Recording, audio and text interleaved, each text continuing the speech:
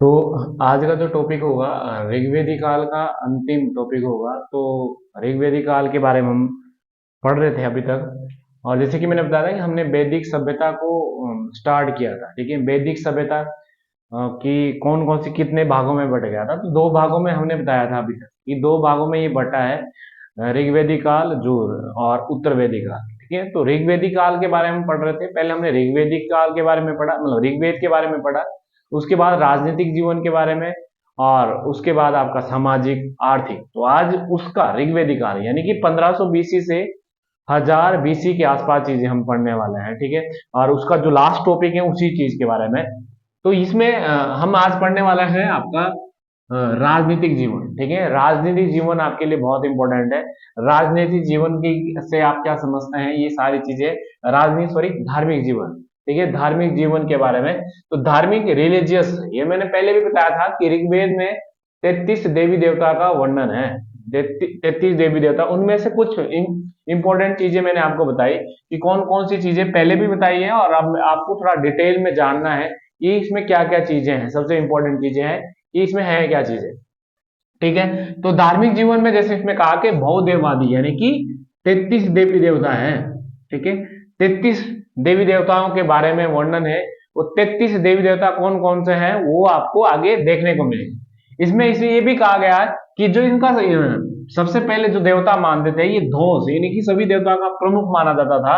और पृथ्वी, दो चीजें इंपॉर्टेंट चीजें जो आपको आगे भी देखने को मिलेगी कि ये अंतरिक्ष होता था कि आकाश होता था या पृथ्वी होती थी। तो पृथ्वी को भी सिर्फ पृथ्वी देवता होता होगा, जो पृथ्वी थी। ठीक है, ऋग्वेदिक काल में जो देवता की जो काल था वो 3 श्रेणियों में बटा हुआ था, जो कि मैं बता रहा हूँ। ये 33 देवी देवता 3 श्रेणियों में है। ठीक है, एक आकाश देवता, एक अंतरिक्ष देवता और एक पृथ्वी के देवता। ठीक है, 3 भागों में ये बांटे गए हैं, जैसे कि आप मानते भी हैं हिंदू धर्म में। और जो आकाश का देवता होता था वो सूर्य। ठीक है, धौंस और वरुण और मित्र और वायु, ये कौन से देवता होते थे, आकाश के देवता होते थे। ठीक है, सूर्य, धौंस, और इसको घोंस भी बोलते हैं, धौंस भी बोलते हैं, वरुण, मित्र और वायु, ये आपने याद रखने हैं।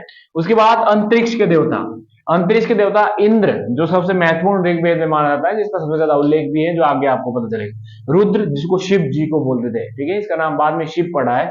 उसके बाद है मरुत, वायु। ठीक है, ये आपके प्रमुख चीजें हैं जो आपको अंतरिक्ष के देवता में मिलेंगे। उसके बाद पृथ्वी का देवता, पृथ्वी के देवता में अग्नि, सोम, पृथ्वी और बृहस्पति, ये कुछ इंपॉर्टेंट देवता है जो अलग अलग श्रेणी में बटे हुए हैं, जो कि मैंने आपको बताया। अब इन सभी में से जो है उनमें से कुछ प्रमुख प्रमुख जो देवता है, और 33 में से भी सारे नहीं, कुछ इंपॉर्टेंट चीजें हम बात करेंगे और देवियों के बारे में बताएंगे कि कौन सी देवियां होती थी।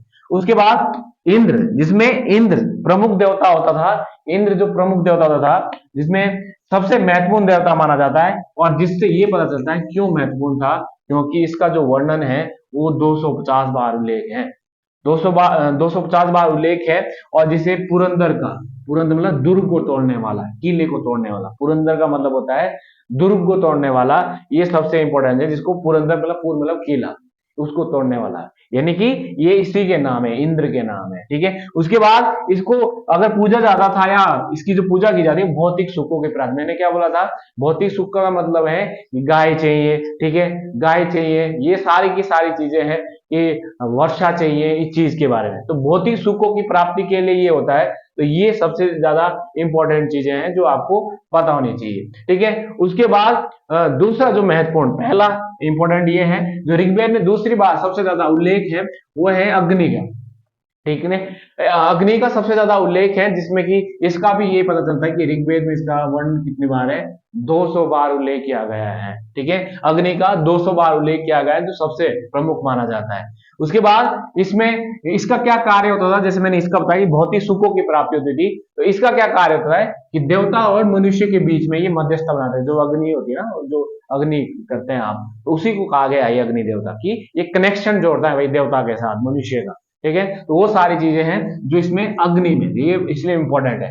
ये तीसरा, जो तीसरी बात सबसे ज्यादा उल्लेख मिला गया है वो है वरुण देवता। ये तीसरा सबसे महत्वपूर्ण है, और इसका उल्लेख है आपका 30 बार उल्लेख है इसका ऋग्वेद में। ठीक है, उसके बाद इसे जल, समुद्र का भी देवता कहा जाता है, और रित रित होता है आपका जो संसार से रिलेटेड सांसारिक जो चीजें होती है, और इसे नैतिक देवता भी कहा जाता है। ठीक है, तो मैंने इसमें नहीं लिखा है, आप नैतिक चीजें भी लिख सकते हैं, इसके नैतिक देवता भी कहा जाता है, इसको नैतिक देवता भी कहा जाता है, नैतिकता बताने वाला। ठीक है, तो ये आपका वरुण देवता है। इसके अलावा जो अन्य छोटे छोटे देवता है, मतलब इनकी भी इंपॉर्टेंस काफी थी, जैसे सोम देवता, यानी सोम देवता जो आप शराब टाइप के होते पेय पदार्थ का देवता माना जाता है, सोम रस कहते हैं आप जिसको। ठीक है, इसको कहा जाता है मरुद आंधी तूफान का देवता।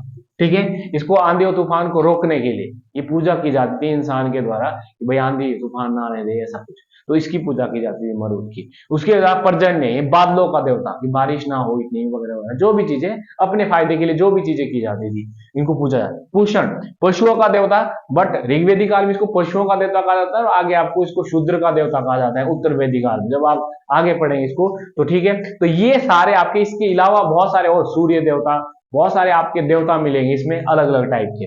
अब देवियां कौन कौन सी थी? ठीक है, देवियां भी होती थी, यानी कि देवियां भी इंपॉर्टेंट थी, जिसमें अरणायनी यानी कि जंगल की देवी। ठीक है, सरस्वती नदी देवी, आपको आपको पता होगा, ये मैंने आपको लिखा है नदीत्मा, इसको नदीत्मा भी कहा गया, मैंने आपको पहले भी लिखा है अगर आप ऋग्वेद के बारे में पढ़ेंगे। ठीक है, उसके बाद अदिति। ठीक है, अदिति देवता, ये देवता की माँ कहा जाता था, तो इसलिए इसके अलावा भी बहुत सारी देवी देवता थी। तो ये आपके धार्मिक जीवन के बारे में, धार्मिक जीवन में आप सबसे इंपॉर्टेंट चीजें क्या देखेंगे कि धार्मिक जीवन में बहुत सारे देवी देवता है, नंबर वन। और फिर देखेंगे कि किसका सबसे ज्यादा उल्लेख है, तो इंद्र का उल्लेख है। और मेन तो आपने वरुण, अग्नि और इंद्र इंपॉर्टेंट याद रखने, देवियां याद रखनी है, इंपॉर्टेंट चीजें हैं। तो ये सब चीजें हैं, ये सब पूजा क्यों की जाती, यानी कि अपनी सुखों की प्राप्ति के लिए।